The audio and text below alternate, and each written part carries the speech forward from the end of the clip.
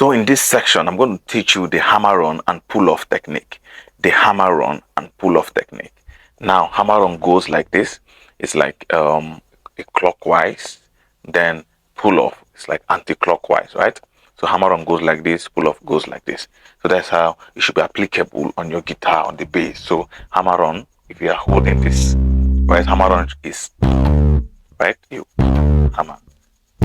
Right, so you got for the hammer, you can actually use any of the finger. Like you can use your middle finger or the ring finger or either the pinky, also depending on the note you want to strike. Right, so right, then you can use the ring, you can use the middle, right? So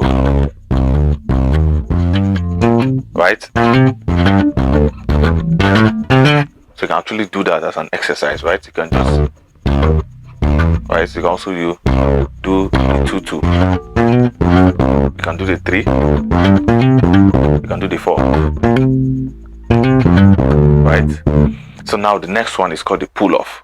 Pull-off. Now the pull-off is the opposite of the hammer-on. If the hammer-on is like this, then the pull-off will be backward, right?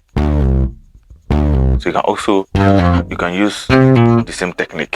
So this is hammer-on, this is pull-off, hammer-on, pull-off. So you can actually use that to play or create a groove. So all these techniques I'll be teaching, they're actually very important for you to learn and understand. So hammer-on, pull-off.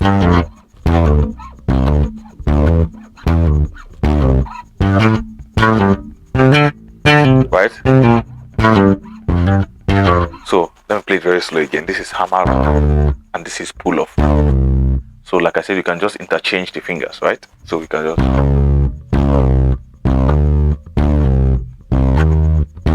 right? So later in this video, I'm going to show you guys how to start using them. But first of all, I just want you to understand how the technique works, right? So